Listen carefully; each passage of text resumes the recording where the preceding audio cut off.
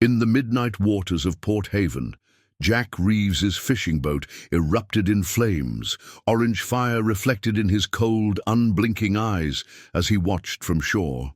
The local thugs who torched his livelihood laughed as they sped away in their sleek craft, believing they'd just broken another stubborn fisherman who refused their protection. They couldn't have made a deadlier mistake. What the Tides crime syndicate didn't know, Jack wasn't just a fisherman. For 16 years, he was America's most lethal weapon, a Navy SEAL with operations so classified, even saying their names was treason. His hands hadn't just pulled in fishing nets, they'd eliminated high-value targets across 6 continents. 5 years of peaceful fishing hadn't dulled his skills. It had only contained the predator within. As his boat burned, Jack wasn't planning an insurance claim. He was calculating kill zones, infiltration routes, and threat elimination strategies. The Tides had unknowingly declared war on the wrong man. Before we jump back in, tell us where you're tuning in from. And if this story touches you, make sure you're subscribed because tomorrow I've saved something extra special for you. Dawn broke over Port Haven, painting the small coastal town in gentle hues of pink and gold. From his hillside cabin, Jack Reeves surveyed the blackened skeleton of the Second Chance, still smouldering at its mooring. 5 years of peaceful existence, reduced to ash overnight. Port Haven had been Jack's sanctuary, a place remote enough to disappear, yet busy enough with seasonal tourists and fishing operations that a newcomer wouldn't raise eyebrows. The town's weathered docks, salt-worn buildings, and rhythm dictated by tides rather than clocks had offered the perfect cover for a man desperate to leave violence behind. Electrical fire, Sheriff Mike Collins had declared less than an hour after the blaze, not bothering to wait for any actual investigation. No mention of the cut fire hose Jack had spotted, or the distinctive burn pattern that screamed accelerant to anyone trained to notice. A knock at the door interrupted his thoughts. Jack moved silently to the side window, another habit before, approaching the entrance. "It's open," he called, knowing already who stood outside. Sarah Chen entered, carrying a paper bag that released the scent of fresh pastries. At 38, she ran the Harbor Cafe with the same efficiency she'd once applied to her corporate career in Seattle before escaping to Port Haven 3 years ago. Her practical dark ponytail and minimal makeup couldn't hide her natural beauty, though Jack had worked hard to notice it only in the most objective sense. "Thought you might skip breakfast," she said, placing the bag on his counter. "Given everything." "Appreciate it," Jack replied, pouring her a cup of coffee without asking. Sarah studied him with eyes too perceptive for Jack's comfort.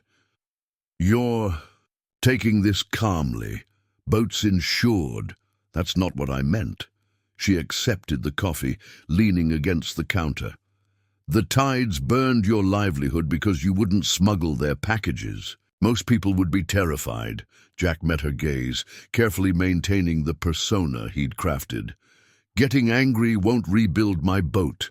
Sarah's eyes narrowed slightly. "See, I might believe that if I hadn't seen how you handled those drunk tourists. Last summer, 3 men, all bigger than you, and they were on the ground before anyone realized what happened. That's not a fisherman's skill set." Jack kept his expression neutral.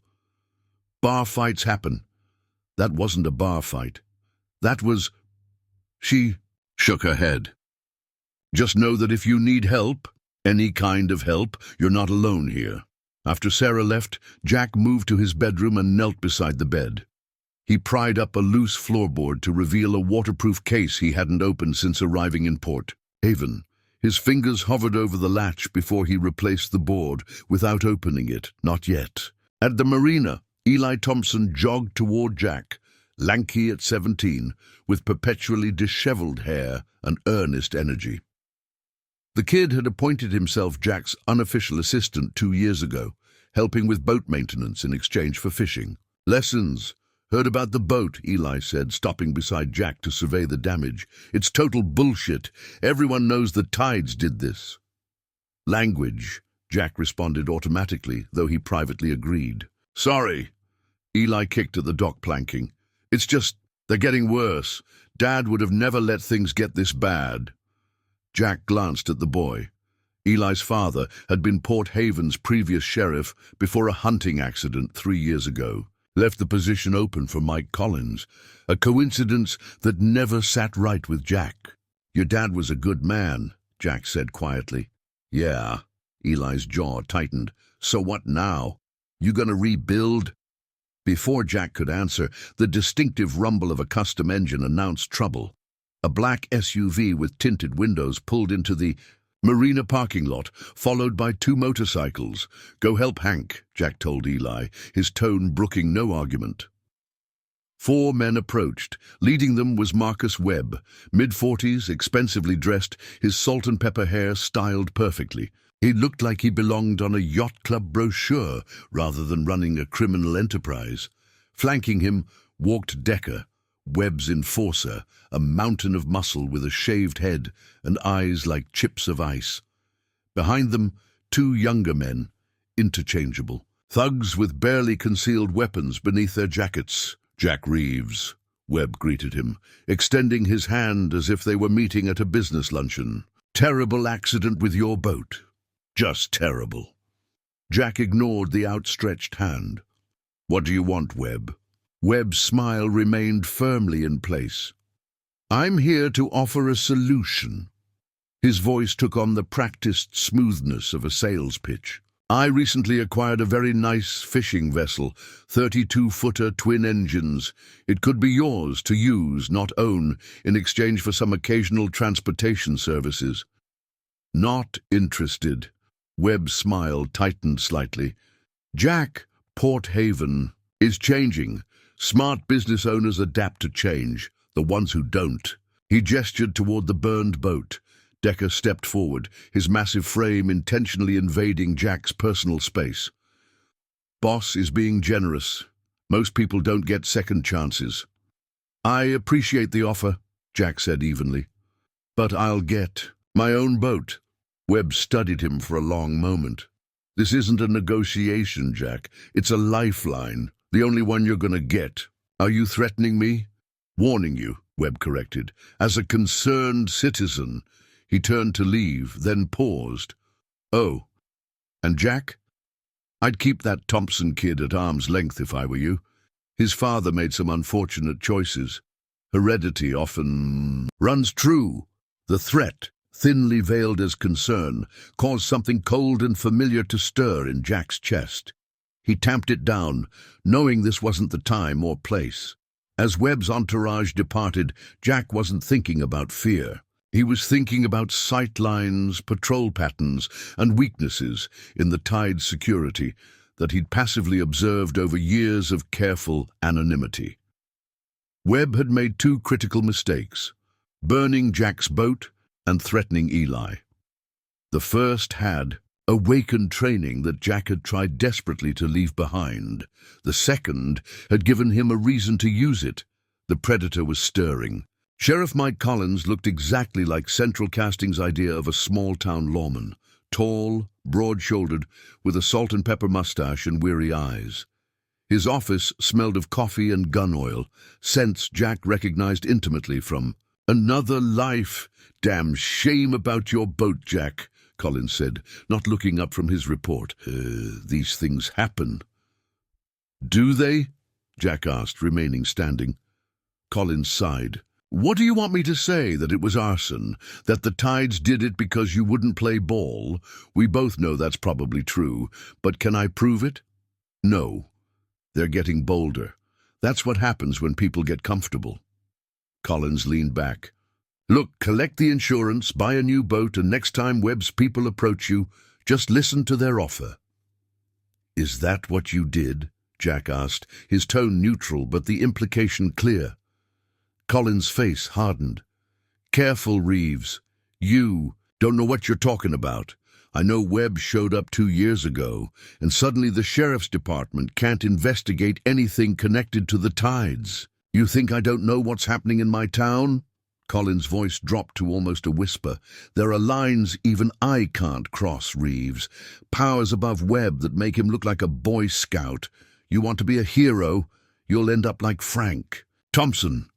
The mention of Eli's father hung in the air between them. Frank's hunting accident wasn't very convincing, Jack said quietly. No, Collins agreed, deflating slightly. It wasn't meant to be. It was meant to send a message. Outside, Jack ran into Ben Kaplan, Port Haven's oldest active fisherman. Webb's people have been asking about you, Ben said quietly. Specific questions. Military service. Where you came from before Port Haven. Jack kept his expression neutral, but internally, alarm bells were ringing. If Webb was digging into his past, the comfortable anonymity he'd cultivated was at risk. That evening, Jack attended a meeting at the Rusty Anchor where locals were discussing standing up to the tides. Ben Kaplan led the charge, but pessimism permeated the room. Webb's got muscle and money, Frank Harrington from the hardware store argued. What have we got? Each other, Ben replied. If we stand together, like Frank Thompson stood, Harrington shot back. Look where that got him. All eyes turned to Jack when asked for his opinion, but before he could respond, the door swung open. Marcus Webb entered with his entourage. Behind Decker and the usual thugs came a new face. A lean, hard-looking man with the unmistakable bearing of military training, his eyes locked with Jack's immediately, professional recognition passing between them. "Evening, everyone," Webb said cheerfully. "Hope I'm not interrupting." The room went deadly silent. As Webb explained his vision for Port Haven, the newcomer stepped forward. "Don't believe we've been properly introduced. Victor Mercer, Jack Reeves." "Fishing suits you," Victor said, his voice carrying a dangerous undercurrent. "Peaceful profession, quiet, the kind of job where a man can disappear." As Webb's entourage prepared to leave, Victor remained for a moment longer, his eyes locked with Jack's. "Operations Pantheon and Blackfish," he said quietly, so only Jack could hear. "You were there." The code names for classified missions sent ice through Jack's veins. As the meeting disbanded, Eli burst in, his face flushed with exertion. "Jack, they're at the marina, setting fires!" Jack was moving instantly. He took the beach path, running, with the efficient pace of someone who'd traversed far more treacherous terrain. The orange glow was visible before they rounded the last bend. Ben's vessel, the morning light, fully engulfed in flames. "No!" Ben's anguished cry cut through the night. 50 years! That boat was 50 years with my family!" Jack held the old man back. "Too late, Ben. It's gone." As Ben collapsed to his knees, Jack surveyed the scene with cold, tactical precision. Near the burning boat, he spotted 3 of Webb's men, watching from the shadows, their postures radiating satisfaction. Later that night, Jack conducted covert surveillance of Webb's operation. By the time he returned to his cabin, he had compiled a mental dossier on their base near the old cannery. Inside his cabin, Jack reopened the waterproof case.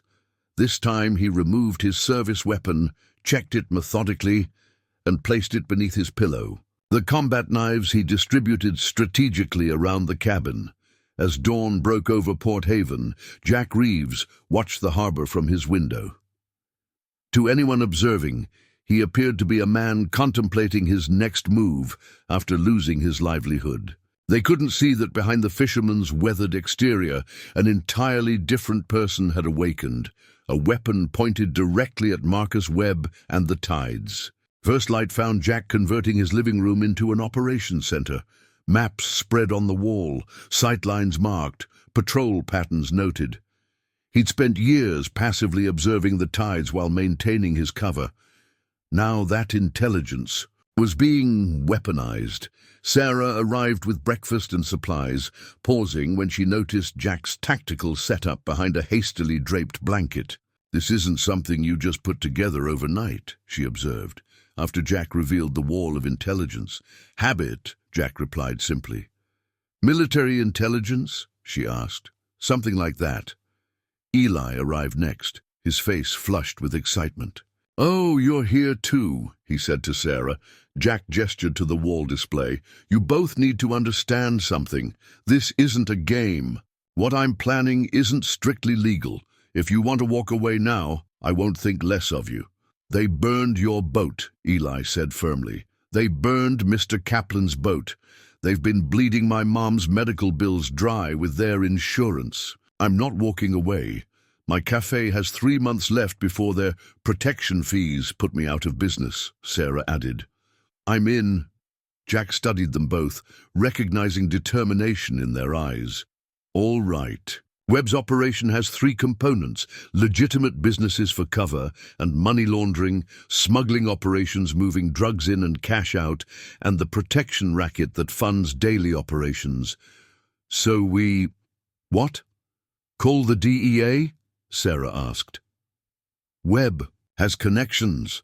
Law enforcement tips would disappear. We need to make Port Haven too costly for them to operate. Jack outlined his plan, disrupting Webb's smuggling operation by making a shipment disappear. That night, they would target Miller's boat, the Lady Luck, which was scheduled to pick up a drug delivery. "I need you for intelligence gathering only," Jack told Eli firmly. "No direct involvement, but non-negotiable. Your mother's already lost your father to these people."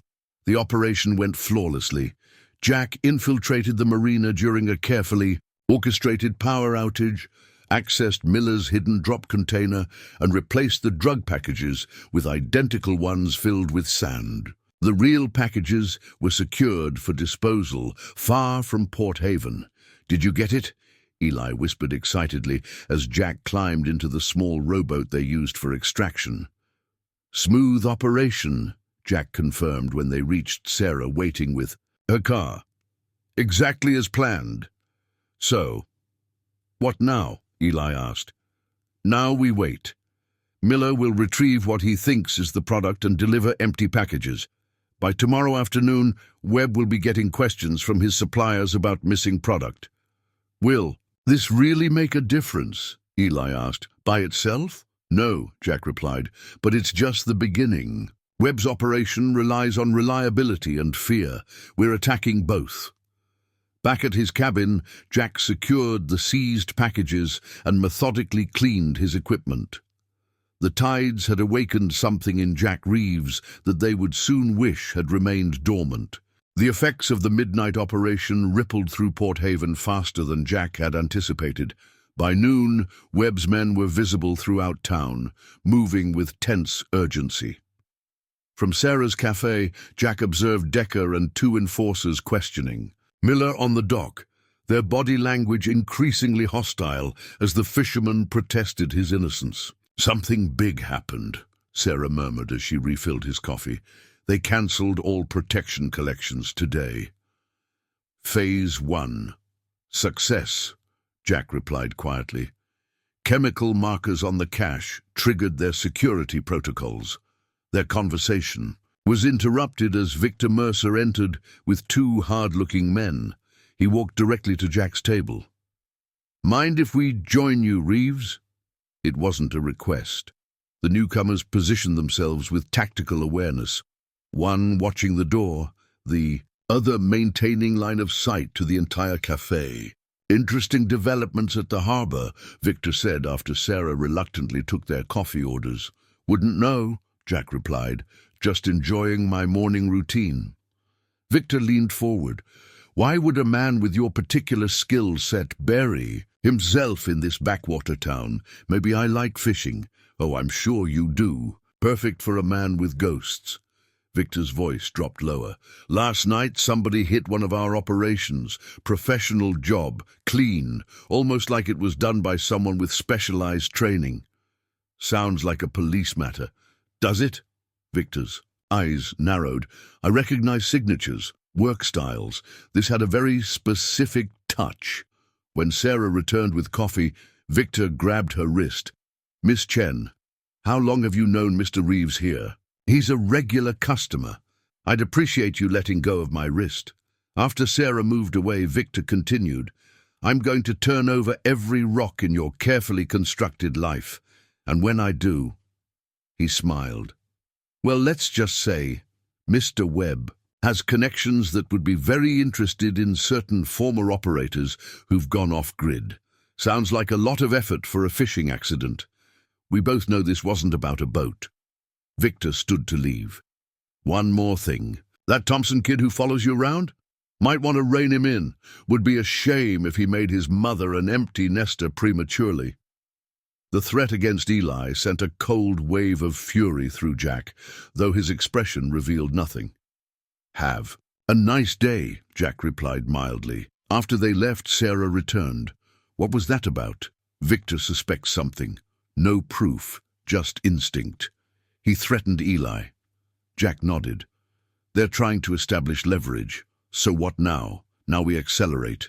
That evening, Jack met with Sarah and Eli at a hiking trail outside town. He outlined their next target, Webb's storage facility near the old cannery, where they staged larger shipments before distribution. These operations rely on stability and predictability, Jack explained. We're introducing chaos. The plan Jack outlined was more complex than their first operation, a multi-stage disruption designed to simulate a law enforcement surveillance operation. By creating evidence of monitoring equipment and official documentation, they would make Webb believe law enforcement was building a case against him. That night, they executed the plan flawlessly, despite Victor's unexpected arrival forcing them to accelerate the timeline. They planted modified fishing equipment that resembled surveillance devices, added partial DEA letterhead, and created electrical fluctuations that suggested someone tapping into systems. By the time they extracted, Webb's facility was in chaos, with flashlights sweeping the area and vehicles mobilizing for a search. They're going crazy back there, Eli reported as they regrouped in Sarah's car. Like someone kicked an anthill. Will they buy it? Sarah asked. The fake surveillance setup? Victor will, Jack replied with certainty. He has the training to recognize the signs. He'll convince Webb. And then what? They'll assume law. Enforcement is building a case. They'll start questioning each other about leaks, informants, trust breaks down. As they separated, Jack considered their next move. Victor's presence at the facility confirmed his suspicion that the Tides had connections beyond local crime. Someone with Victor's background didn't work for small-town criminals unless there was a larger organization involved. The next morning, Port Haven's atmosphere had shifted subtly. Webb's men appeared everywhere, watching, questioning their previous swagger replaced by tense vigilance. They're scared, Sarah murmured as she wiped tables near Jack. Webb came in himself yesterday for the protection money. Usually sends Decker. Micromanaging, Jack replied quietly. Sign of organizational stress. Sheriff Collins entered the cafe, his uniform more wrinkled than usual, dark circles under his eyes. Heard there's been some trouble with Webb's organization, Sarah commented as she prepared his coffee. People should mind their business, Collins replied tersely. Hard to do when they're pressuring every business in town for protection. The sheriff accepted his coffee with a tight smile. Complicated situation, not as black and white as people think. His eyes drifted to Jack. Some problems, you start pulling threads, whole thing unravels in ways nobody expects. Jack met Collins's gaze directly. Sounds like good advice, Sheriff. For fishing knots, too. After Collins departed, Sarah approached Jack's table again. Was that some kind of warning? Maybe, Jack acknowledged. Collins is worried. The threads are already unraveling. Eli arrived next, passing over a napkin with Webb's protection collection schedule for the harbor businesses. Jack memorized the information before destroying the napkin. Go home, Jack told the exhausted teenager. That's an order. We move tomorrow. And I need you sharp. After Eli left, Sarah locked the cafe door and joined Jack.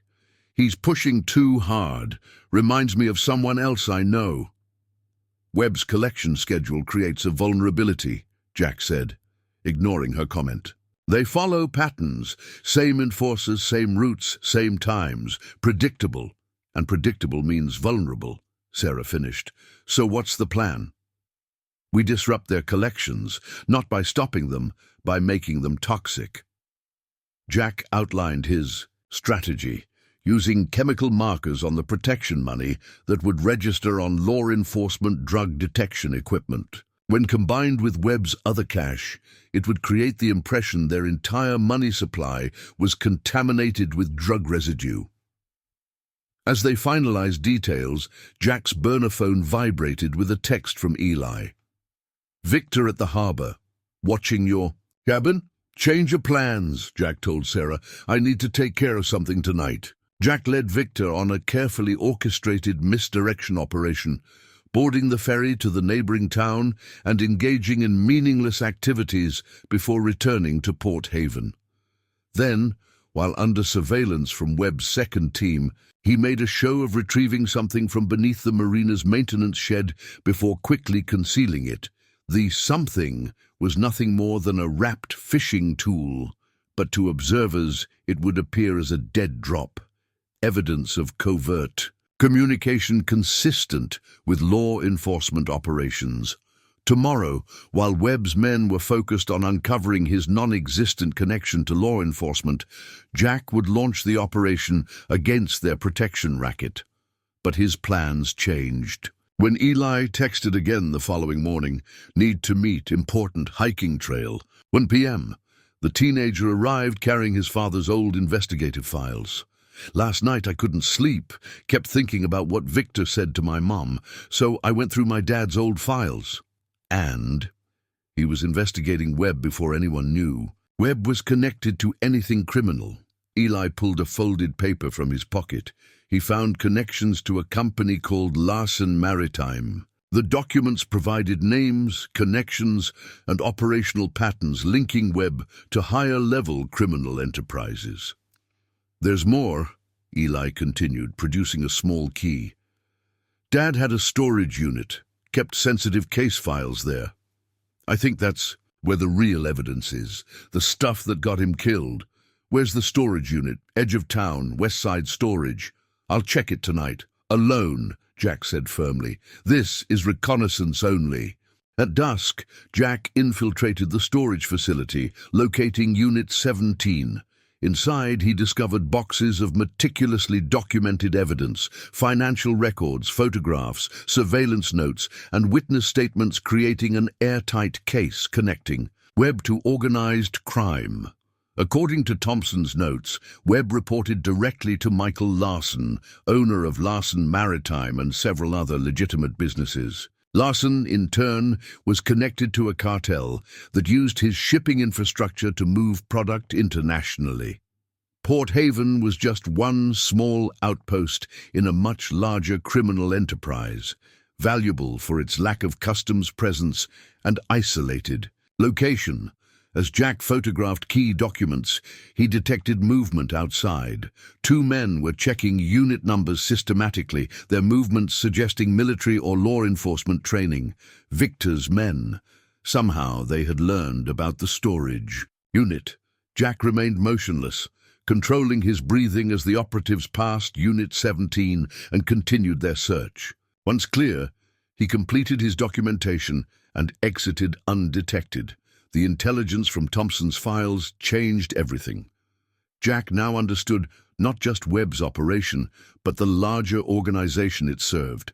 Webb wasn't just a local criminal, he was a node in a sophisticated network. Even more shocking, Jack found mention of Operation Blackfish in Thompson's notes, the classified mission Victor had referenced. According to the sheriff's files, a shipment seized during that operation had disappeared, only to resurface in Larsen's distribution network. Someone with high-level access had diverted the seized materials. This wasn't just about Port Haven anymore. It was about corruption that reached into federal agencies, possibly the same agencies Jack had once served. When he returned to his cabin, Jack found Sarah waiting on his porch, her face ashen. "Eli's been taken," she said without preamble. "His mother just called. He never came home after meeting you." Jack felt ice spread through his veins. "When was the last contact?" "Around 2 p.m. After your meeting. 6 hours. Long enough to move. The boy almost anywhere. I told him to go straight home, Jack said, his voice tight. He must have followed you to the storage unit, Sarah replied. Tried to help. Jack accessed his hidden cache, this time removing more than just his service. Weapon. The satellite phone he'd kept as his last resort came out as well. What are you doing? Sarah asked, watching him check weapons with mechanical precision, calling in resources. I thought you said Webb had connections, that law enforcement couldn't be trusted. Jack paused, meeting her eyes. Not calling law enforcement. The phone. Connected after 3 rings. Jack spoke in clipped, precise language, using authentication codes and operational terminology Sarah couldn't follow. When he disconnected, his expression had changed. Harder, colder, focused in a way that made Sarah step back instinctively. Jack, she asked hesitantly, who did you just call? People who owe me favors. People Webb and Larson won't see coming. Jack checked his watch. They'll have satellite coverage of Port Haven in 40 minutes. Thermal imaging, communication intercepts, the works. Sarah studied him with new understanding. You weren't just any soldier, were you? No, Jack replied simply. I wasn't. And these people you called don't exist, not officially. Jack continued preparing, his movements efficient and purposeful. I need you to stay here. When my contact calls back, give them any information they request. And what will you be doing? Jack checked the suppressor on his sidearm. Hunting. Victor Mercer stood in Webb's office, scrolling through his tablet. The background check on Jack Reeves had yielded nothing, absolutely nothing, and that was precisely what troubled him. No military records matching his description, no discharge. Papers, no service history, Victor reported. Either he's a ghost or someone erased him. Webb leaned back in his leather chair. So what? He's just a fisherman who won't play ball. No, Victor countered, his voice hardening. The way he moves, his situational awareness, the fact that our surveillance team lost him 3 times yesterday. These aren't civilian behaviors. What are you suggesting? Victor stared at the harbor visible through the window. I've seen his type before. Special operations, deep cover, the kind you don't engage unless you're prepared for war. You think he's federal, undercover, possibly, or something worse? Worse? Victor's eyes narrowed. Someone with those skills who isn't constrained by rules of engagement or chain of command. A rogue operator. Webb scoffed. You're letting your imagination run wild. And you're underestimating him, Victor snapped. The missing product, the warehouse security anomalies, they match operational patterns I've seen before. Professional disruption tactics. So what do you suggest? Victor closed his tablet. We find his pressure points. Everyone has them, even ghosts. As he left Webb's office, Victor's phone vibrated with a message from his private contact in Washington. The response to his inquiry about Jack Reeves contained a single line. Subject classified. Terminate investigation immediately. Victor smiled thinly. Now he knew exactly what he was dealing with. Sarah sat alone in Jack's cabin after he departed, the satellite phone heavy in her hands. Her life had been orderly, controlled since leaving Seattle, a deliberate escape from complications. Now she found herself waiting for a call from people who didn't officially exist, while a man she thought was just a quiet fisherman hunted dangerous criminals through the night. The cafe ledgers she'd brought with her lay open on the table, evidence of the tide's gradually increasing extortion that would have bankrupted her within months. 3 years of rebuilding her life, gone. She'd been ready to fight when it was just about money, but now a teenager's life hung in the balance, a boy who reminded her too much of her younger brother. Her thoughts were interrupted by the satellite phone's vibration. "Hello?" she answered cautiously. Authentication phrase? A woman's clinical, professional voice. Sarah hesitated, then remembered Jack's instructions. Ghost Sierra Echo 279er. Confirmed. Status update on Operator Reeves. He left 40 minutes ago. Hunting, he said. A pause. Understood. Our assets are in position. Thermal scan of the target area shows 14 heat signatures at the warehouse facility, one smaller signature consistent with the hostage profile. Sarah gripped the phone tighter. They have Eli at the warehouse? Confirmed. Second floor office, western corner, 2 guards present. And Jack, can you see him? Another pause. Negative. Operator Reeves is not visible on thermal, typical of his operational pattern. Sarah processed this information. What happens now? That depends on you, Ms. Chen. Our intelligence shows you were previously Director of Security Operations for Axiom Technologies. Your military background and private sector experience makes you an asset, not just a civilian bystander. Sarah froze. No one in Port Haven knew about her past. She'd buried it deliberately, escaping the pressure and moral compromises of corporate security work. How did you... We have resources. The question is, are you willing to use your training? Operator Reeves is skilled, but he's facing multiple hostiles with a hostage in play. He could use support. The woman's tone remained neutral, but the implication was clear. Jack was alone, against overwhelming odds. Sarah closed her eyes, memories flooding back. Tactical training, threat assessment protocols, crisis management. Skills she'd tried to leave behind along with the ethical quandaries they'd created. There's equipment in the hidden compartment beneath the bedroom floorboards, the woman continued. Southeastern corner. The code is 27913. Sarah moved to the bedroom, finding the concealed panel exactly where described. Inside lay communications equipment, a tactical vest, and a weapon she recognized as a specialized field model, not standard issue for any conventional force. I left that life for a reason, Sarah said into the phone. And yet here you are. Sometimes our pasts find us no matter how far we run.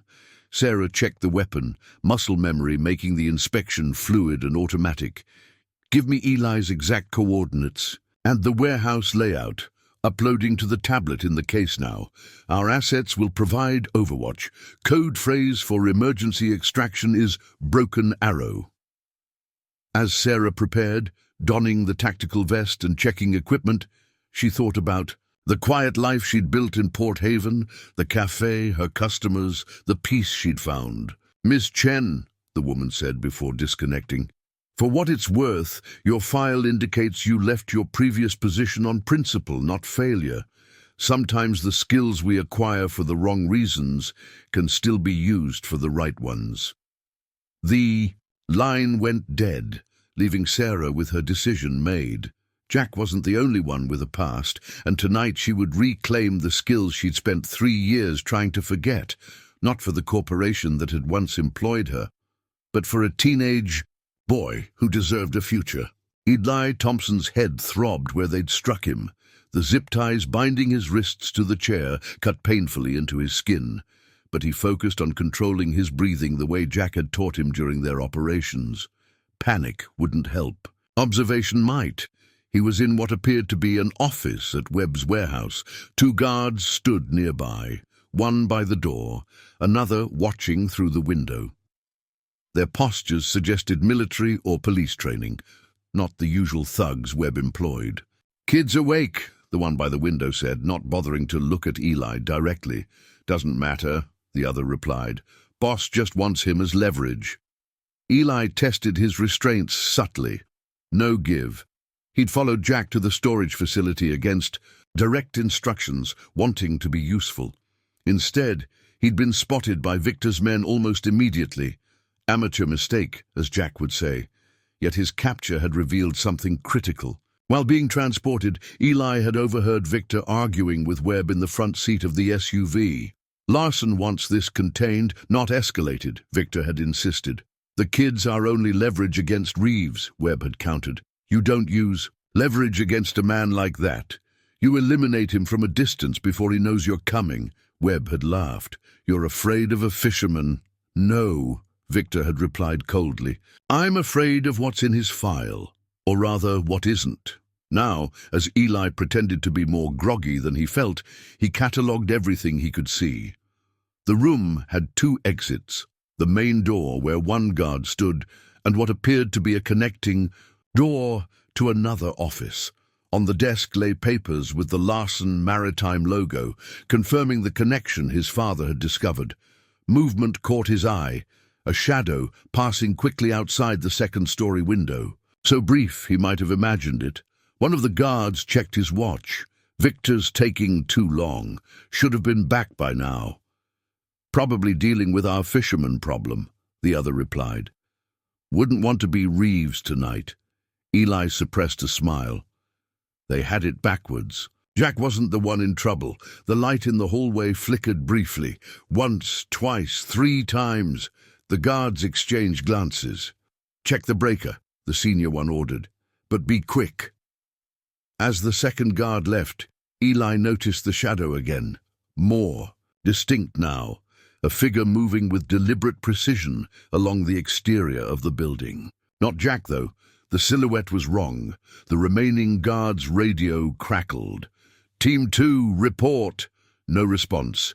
Team 2, acknowledge. Still nothing. The guard drew his weapon, moving toward the window. That's when Eli noticed the small, cylinder-shaped object that rolled silently through the partially open door behind him. Look out, Eli started to warn, but it was too late. The flashbang detonated, filling the room with disorienting light and sound. Through ringing ears, Eli heard the guard collapse. When his vision cleared, a figure stood in the doorway.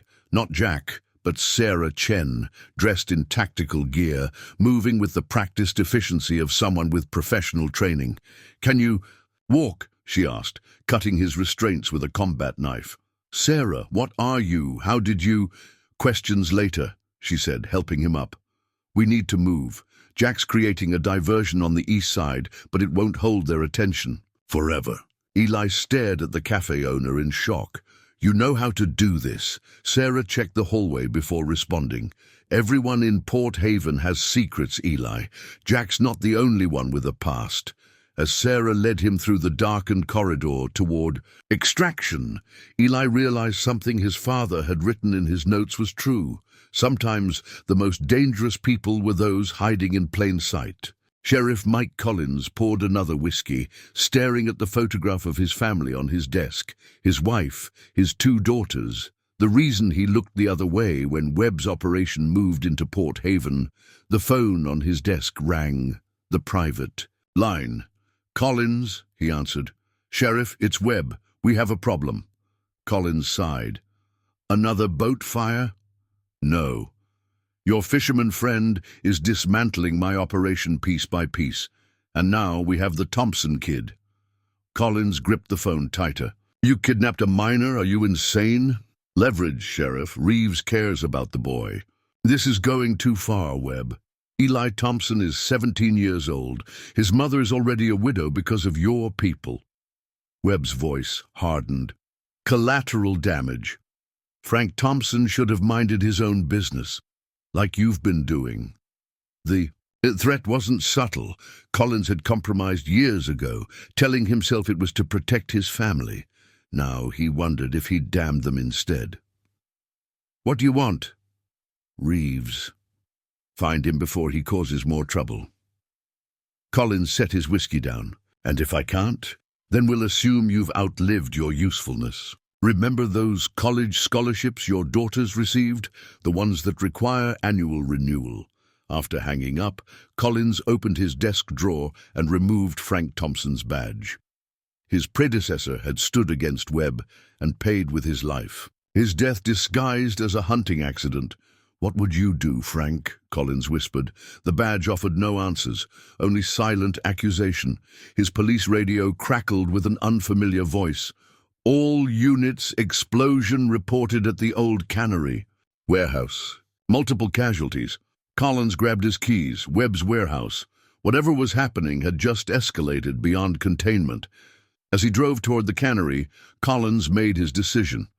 He pulled over and dialed a number he'd kept for emergencies. The direct line to the FBI field office in Portland. The one Webb believed he'd never use. "This is Sheriff Mike Collins, Port Haven. I need to speak with Agent Dawson about the Larson Maritime investigation. Authorization code Bravo 7 Echo 46. There was a pause before a new voice came on the line. "Collins? It's been 3 years. We thought you were compromised." "I was," Collins replied, watching the glow of flames rising from the direction of the warehouse. "But I'm done playing it safe. Frank Thompson's evidence is in Storage Unit 17 at Westside Storage. Full documentation connecting Webb to Larson and the cartel. We'll have a team there in—" "No time," Collins interrupted. "Whatever's happening at the warehouse right now, it's going to destroy everything. Webb has kidnapped Eli Thompson, and there's a man named Jack Reeves who's apparently taking matters into his own hands." "Reeves?" The agent's voice changed. "Describe him."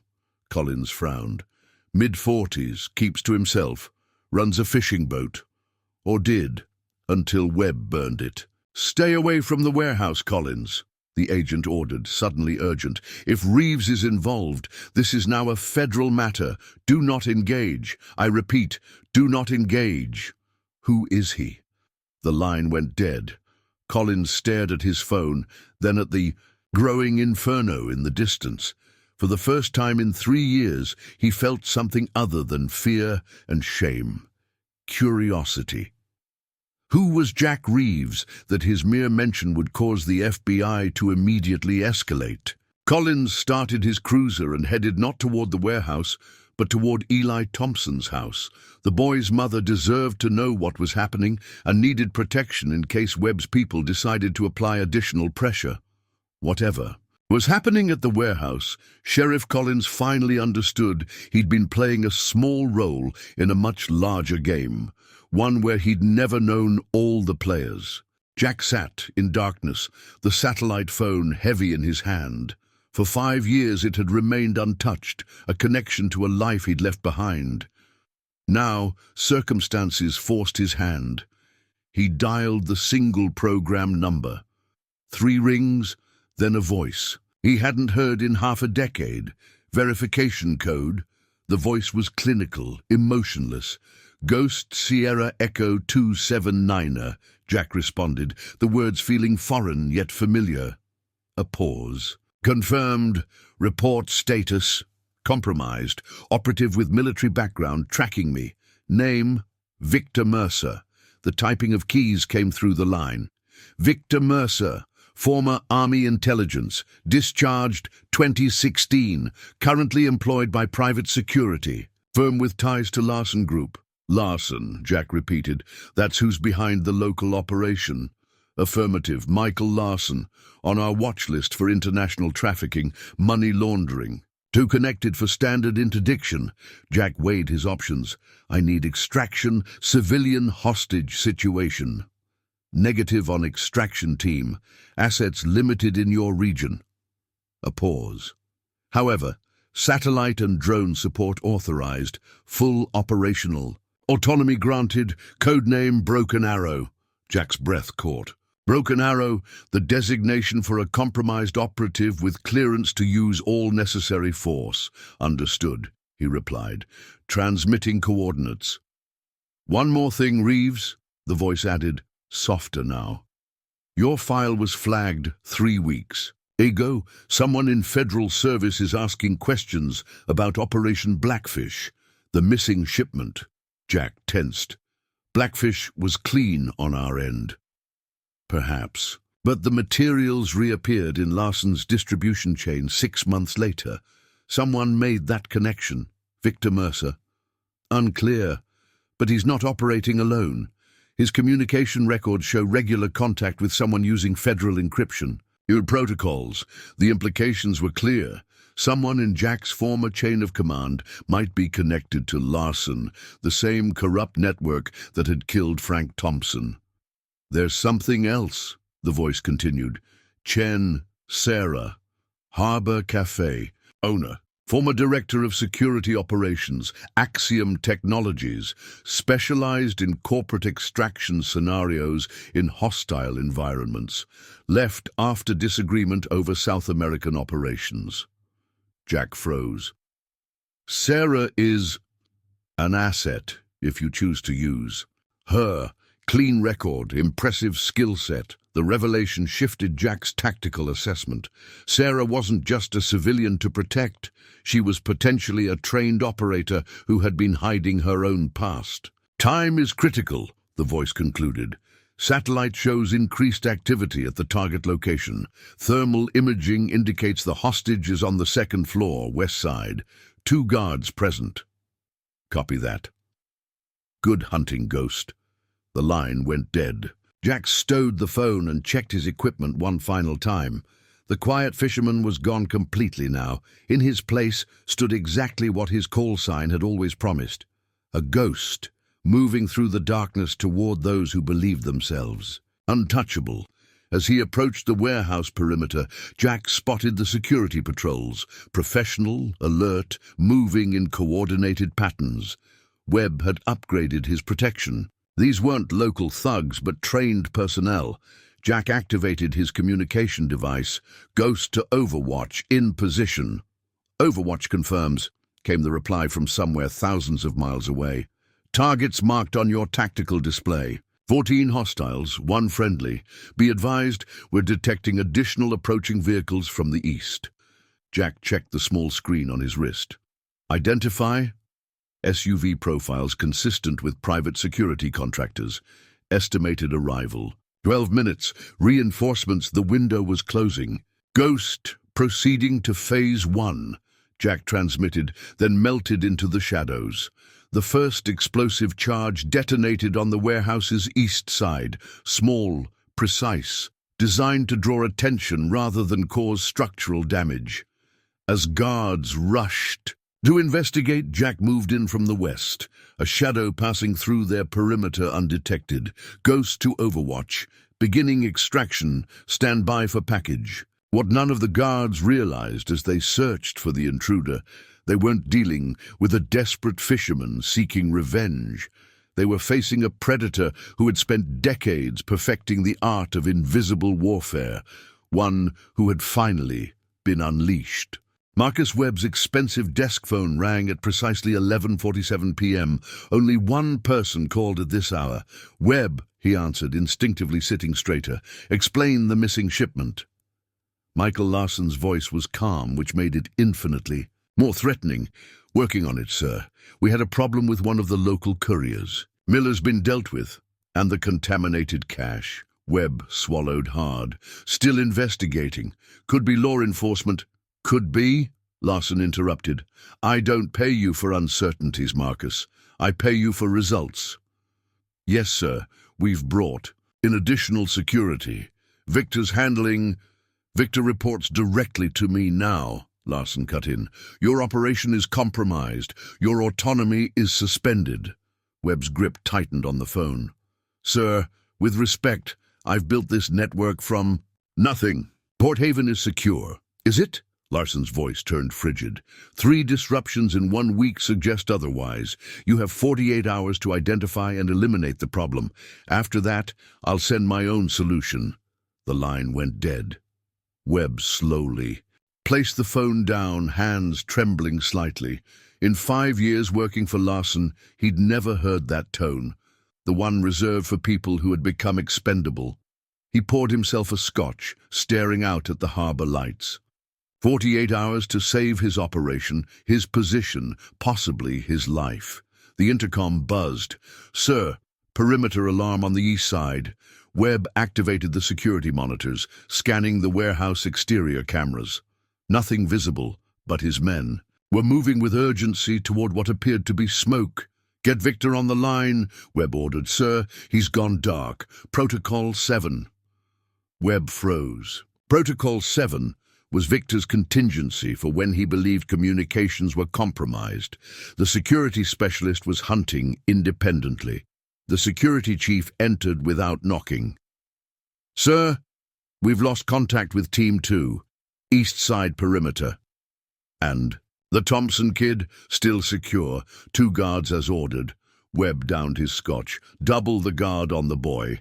He's our only leverage. Sir, with respect, maybe we should cut our losses. If Reeves is military, "He's a fisherman," Webb snapped, though his conviction was wavering. "A stubborn local who needed to be taught a lesson." The lights flickered, then stabilized. "Check the backup generators," Webb ordered. "Make sure they're—" A muffled explosion from somewhere in the warehouse cut him off.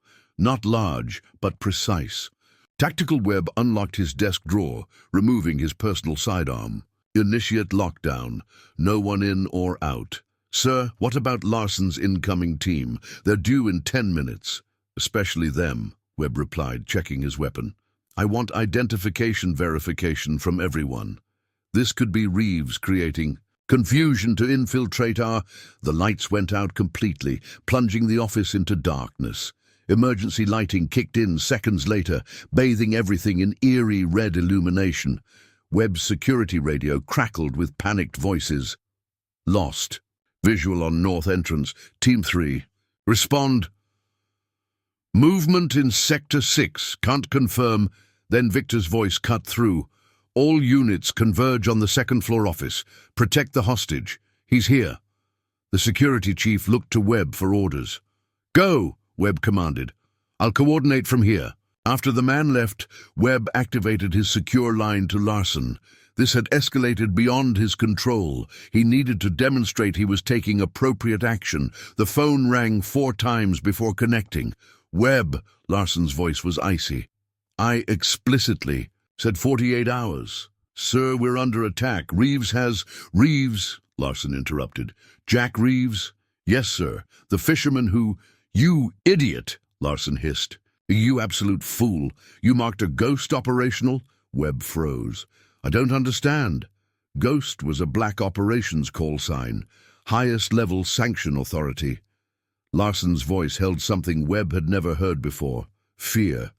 "Those men you sent to burn his boat? They're already dead." Before Webb could respond, the office door opened silently. Not the security chief, not Victor. Jack Reeves stood in the doorway, no weapon visible. His posture relaxed, yet somehow more threatening than any armed man Webb had ever faced. "I need to call you back," Webb said into the phone, trying to keep his voice steady. "Webb, listen to me," Larson was saying. "Whatever he wants, give it to him. Do you understand? Give him whatever he—" Webb hung up, forcing a smile. "Mr. Reeves, this is unexpected." "Is it?" Jack asked, his voice conversational as he closed the door behind him. "Seems like a natural progression. You burn my boat. I dismantle your operation. You kidnap Eli. I come for him." "The boy's fine," Webb said quickly. "A misunderstanding. My men were overzealous." "Were." Jack noted the past tense with a slight nod. "Past tense is appropriate." Webb's hand inched toward his desk drawer. "What do you want?" "Eli's already gone," Jack replied. "Sarah's extracting him now." Sarah Chen, the cafe owner? Webb couldn't hide his surprise. People in Port Haven are full of surprises. Jack moved further into the room, glancing at the security monitors. "Your reinforcements from Larson won't arrive in time. Roads are temporarily obstructed. Webb's last hope of outside intervention vanished." "What happens now?" Jack studied him for a moment. "That depends on you. Option 1. You provide actionable intelligence on Larson's operation, including his connection to Operation Blackfish. You receive certain considerations. And Option 2, Jack's expression didn't change. "There is no Option 2, Webb realized, with sudden clarity, that despite all his power, all his connections, all his security, he was utterly at this man's mercy. And mercy didn't seem to be something Jack Reeves had brought with him tonight. "I don't know about any operation," Webb said, desperation creeping into his voice. "I just run Port Haven's distribution. Larson handles the international." "You're lying," Jack stated without inflection. "Frank Thompson's files show you were directly involved in rerouting the Blackfish materials. You supervised the transfer." Webb's mind raced.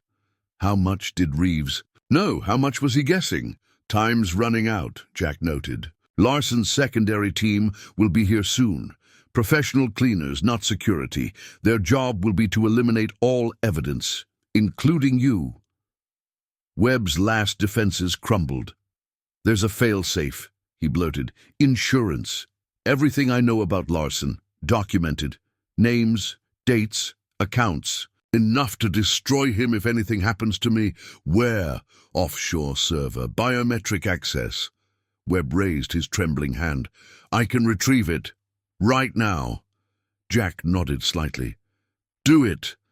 As Webb turned to his computer, his other hand moved with desperate speed toward his desk drawer and the weapon inside. He never completed the motion. Jack Reeves had come for justice, not revenge. But in the end, Marcus Webb made the choice that sealed his own fate. The warehouse lay dark against the night sky, security lights casting sharp shadows across the compound. Jack observed from his position, counting guards, noting patterns. They'd doubled security since his last operation. Evidence of growing desperation. Ghost to team. Status report. He whispered into the secure comm unit. Overwatch confirms satellite tracking active. Came the response from his remote support team. 14 hostiles in the main structure. Hostage on the second floor. West corner office. Cafe in position, Sarah replied from her observation post. 2 vehicles approaching from the east. SUVs, professional drivers, 8 minutes out. Jack processed this information. Begin phase 1. Sarah activated the device he had provided, creating a selective communications blackout affecting only the warehouse's security systems. Simultaneously, Jack triggered the first diversionary explosion on the east side of the compound. Security personnel rushed toward the disturbance exactly as anticipated. Jack moved through the darkness with practiced precision, eliminating perimeter. Guards with non-lethal takedowns. Each man was secured with zip ties and tactical sedatives, unconscious but unharmed. Cafe to Ghost. Security shift detected. 4 hostiles moving to reinforce the hostage location. Copy, Jack acknowledged. Proceeding to phase 2.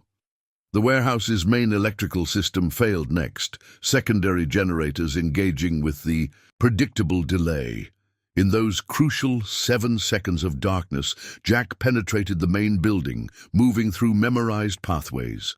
2 more guards encountered, 2 more silent neutralizations. Ghost to Overwatch. Status on target, Victor. Target is mobile, moving toward your position from the northeast corner. Armed and alert, Victor was hunting him using his own military training. Good. That would keep him away from Eli. Jack reached the second-floor access corridor, pausing at the junction. According to their intelligence, Eli was being held 20 meters ahead, guarded by 2 of Webb's most trusted men. Ghost to Cafe. Execute distraction protocol. Copy that. 30 seconds, Jack. Prepared, removing a specialized device from his tactical vest. Not a weapon. A precision tool designed for specific circumstances, precisely on schedule. Alarms blared throughout the facility, fire suppression systems activating in the eastern wing. Standard protocol would draw at least 1 guard to investigate. The docker to Eli's holding room opened, 1 guard emerging with weapon drawn. Jack remained motionless in the shadows, letting the man pass within inches before continuing toward the now single-guarded room. He reached the door, prepared to breach, but paused, hearing familiar voices inside. Walk? Sarah's voice, calm, but urgent. Sarah, what are you? How did you? Eli's confused response. Jack smiled slightly. Sarah had beaten him to the extraction point, using her own skills and training to access the room through an alternate route. Her corporate extraction experience proving invaluable. Ghost to Cafe. Confirm package secure. Package secured, Sarah responded professionally. Moving to extraction point Alpha. Copy that. I'll handle the remaining business. With Eli safe, Jack's priorities shifted. Webb was the immediate target, but Victor presented the greater long-term threat. The former military intelligence operative knew too much about Jack's background and capabilities. Overwatch, locate Victor. Target Victor approaching your position from stairwell B, armed with tactical sidearm and what appears to be a specialized blade. Perfect. The hunter becoming the hunted. Jack positioned himself at the corridor intersection, deliberately leaving the faintest scuff mark on the floor, a sign only someone with Victor's training would notice. The bait was taken. Victor emerged from the stairwell, moving with the practiced silence of a professional operator. He spotted the scuff mark, his posture shifting subtly as he registered the tactical significance. "Looking for me?" Jack asked from behind him. Victor spun with impressive speed, weapon already tracking toward the voice. But Jack wasn't there. The sound projected from a small device placed earlier. The real Jack emerged from concealment on Victor's blind side. "Blackfish," Jack said quietly. "You know what happened." Victor didn't waste time denying it, parts of it, enough to know it goes higher than Larson. "Who?" Victor hesitated, weapon still ready but not firing. Professional courtesy between operators. "I don't know. But someone coordinated the diversion of seized materials, someone with federal clearance. And you work for them?" "I work for whoever pays," Victor replied. "Principle is a luxury in our profession." Jack studied the man. "In our profession, survival depends on knowing when to walk away." Victor's eyes narrowed. "Is that an offer?" "One time only. The evidence from Frank Thompson's investigation goes to federal authorities. Webb and Larson face justice. You disappear. And if I decline?" Jack didn't bother answering directly.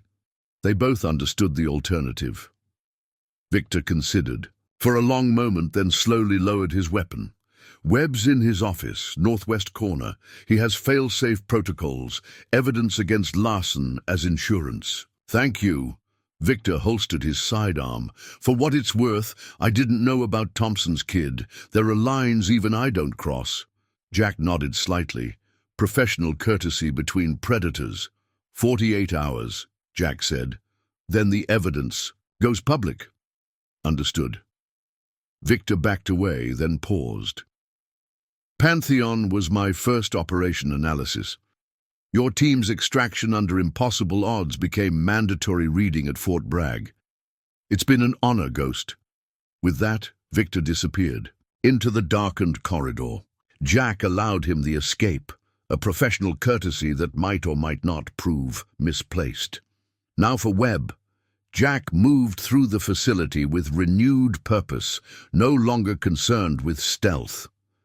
The remaining security personnel were disorganized, communications compromised, leadership absent.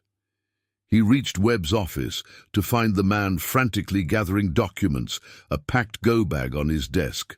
"Going somewhere?" Jack asked from the doorway. Webb froze, then forced a smile. "Mr. Reeves, this is unexpected." The final confrontation had begun, and before the night was over, justice would finally come to Port Haven. Sirens wailed across Port Haven, federal vehicles converging on the warehouse district. Inside Webb's office, chaos reigned as operatives destroyed documents and wiped computers. "What the hell is happening?" Webb demanded, watching the security. Feeds show multiple agencies breaching his perimeter. Decker burst through the door.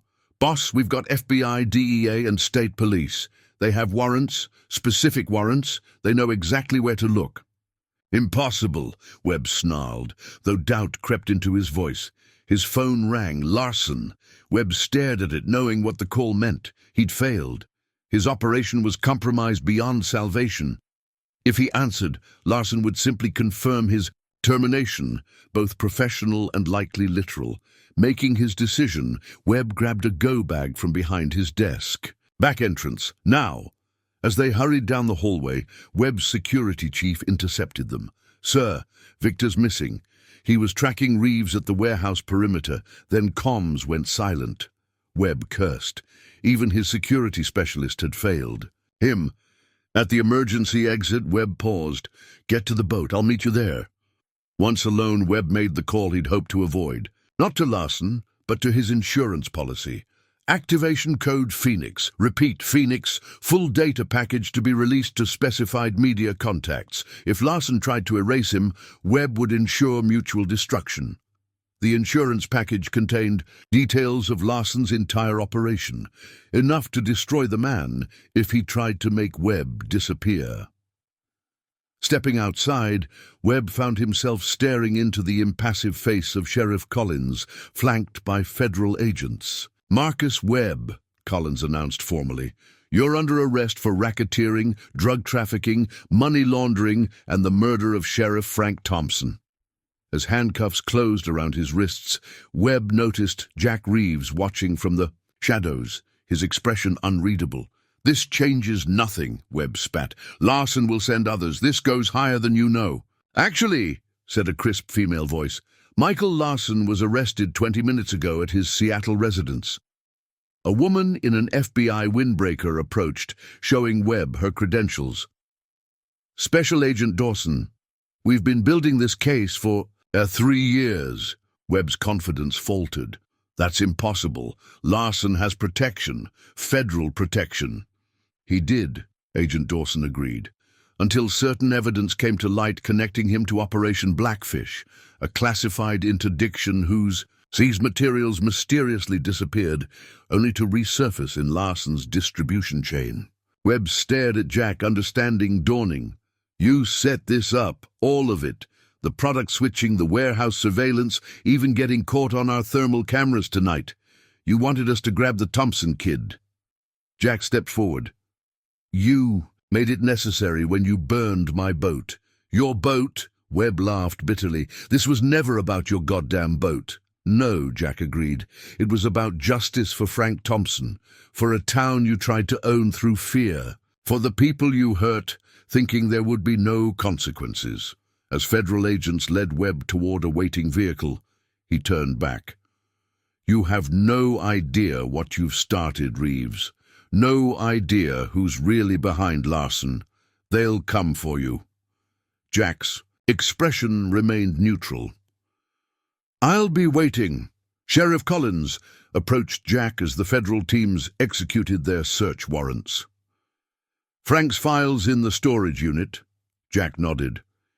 "Exactly where Eli said they would be."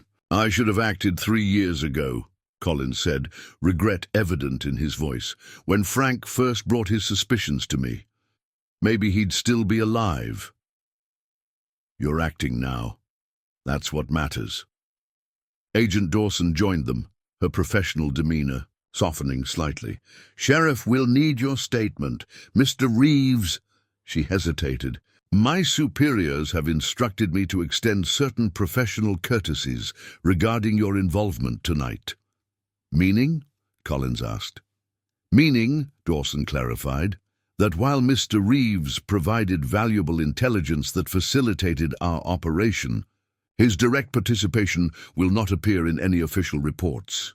Collins looked between them, understanding slowly dawning.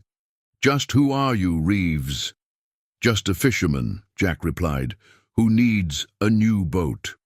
As dawn broke over Port Haven, federal agents continued processing the warehouse and its contents. The evidence accumulated by Frank Thompson, combined with Webb's insurance files against Larson, had unraveled a criminal enterprise spanning 3 states. But as Jack watched the operation from a distance, his satellite phone vibrated with an incoming message. "Operation Blackfish connection confirmed. Webb and Larson were middle management. Investigation proceeding to higher levels. Watch your back, Ghost." Webb had been right about one thing. This wasn't over. Somewhere, someone with significant federal access had facilitated the diversion of seized materials from Operation Blackfish. Someone who would not appreciate being exposed. Jack deleted the message and disappeared into the morning mist. Port Haven was safe for now, but he sensed the larger battle was just beginning. 6 weeks after Webb's arrest, Port Haven gleamed in summer sunshine, the harbor bustling with activity, free from the shadow of fear that had hung over the town for years. Jack stood on the newly completed deck of his boat, applying a final coat of varnish to the woodwork. The vessel was smaller than the Second Chance, but sturdy, practical, a genuine fishing boat rather than an escape route. "She's looking good," Sarah observed. approaching with 2 cups of coffee. "Have you decided on a name yet?"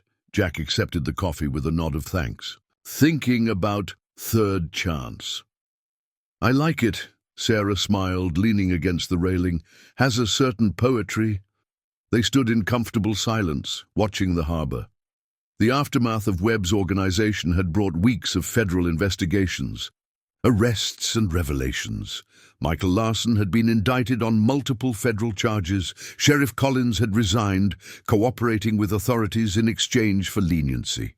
Most importantly, Frank Thompson had received posthumous recognition for his investigation, his murder officially acknowledged, and those responsible charged. "Eli's starting at the academy next fall," Sarah mentioned. "Says he wants to become the kind of sheriff his father was." Jack nodded, pleased despite himself. The teenager had shown remarkable resilience throughout their campaign against Webb. "Any word on Victor?" Sarah asked quietly. "None," Jack replied. "Disappeared completely after that night. Do you think he'll be a problem?" Jack considered the question. "No. Professional courtesy. He knows better than to cross certain lines." Sarah studied him thoughtfully. "And what about you? Now that your mission is accomplished, will Jack Reeves stay in Port Haven or disappear like a ghost?" For 16 years, Jack had been a weapon, precisely calibrated and deployed against America's enemies. For 5 years after that, he'd been a ghost, hiding from his past while seeking peace. "Now? Thinking I might stay," Jack replied, surprising himself with how right it felt. "Got a boat to finish, fishing season starting soon." Just like that, back to being a fisherman. "Maybe that's who I really am," Jack said quietly. "Maybe the rest was just what I had to be for a while." Sarah's hand found his on the railing. "Well, if you're staying, there's something you should know." "About your previous employment?" Jack asked with a slight smile. Sarah's eyes widened momentarily before understanding dawned. "Your people ran a background check on me? Standard protocol when unknown assets enter an operational theater. And how much do you know? Corporate security, extraction specialist, leftover ethical concerns regarding certain South American operations." Sarah nodded slowly. "That's the official record." "The reality was more complicated." "It always is," Jack acknowledged. "Does it bother you?" Sarah asked. "That I kept secrets too?" Jack turned to face her fully. "Everyone has a past, Sarah. What matters is what we choose to do with it." A comfortable silence settled between them. Two people who had spent years hiding their true capabilities, finally seeing each other clearly. Their moment was interrupted by Eli's arrival, carrying a newspaper. The headline read, "Port Haven Memorial Scholarship, established in honor of Sheriff Frank Thompson." "Mom's idea," Eli explained proudly, "for students pursuing careers in law enforcement or public service." As they discussed the scholarship details, Jack's satellite phone vibrated in his pocket. He excused himself, moving to a private corner of the dock. "Ghost," he answered quietly. "Operation continues," the familiar voice reported. "Blackfish materials traced to a division within the Justice Department. Someone with significant clearance is running interference. My involvement. Complete as requested. Your cover remains intact for now." Jack watched Sarah and Eli laughing together on his boat. A simple scene of normal life that he had fought so hard to protect. "For now is enough," he replied before disconnecting. Returning to the boat, Jack found himself the subject of Sarah's perceptive gaze. "Everything okay?" she asked. "Just tying up loose ends," he assured her. Eli was examining the boat's navigation system with enthusiastic interest. "Mr. Reeves, do you think you could teach me to use this? Mom says I can help on the boat this summer if it's okay with you." Jack glanced at Sarah, who nodded slightly. "I think that can be arranged," Jack replied. "Every fisherman needs a good crew," As the three of them continued working on the boat, Jack Reeves felt something he hadn't experienced in many years, a sense of belonging untainted by operational necessities or tactical considerations. Port Haven had started as just another hiding place, a quiet town where a former operator could disappear. Now it had become something more, a home worth fighting for, worth staying for. The weapon that 16 years of special operations had forged would always remain part of him, skills and instincts that couldn't be forgotten. But perhaps here, with these people who had seen behind his carefully constructed facade and accepted what they found, he could finally be more than just a weapon or a ghost. Perhaps, at last, he could simply be Jack Reeves, a man with a third chance at building a life worth living. Overhead, seagulls wheeled against the blue summer sky, their cries carrying out over Port Haven harbour, still watching, still vigilant, but no longer alone.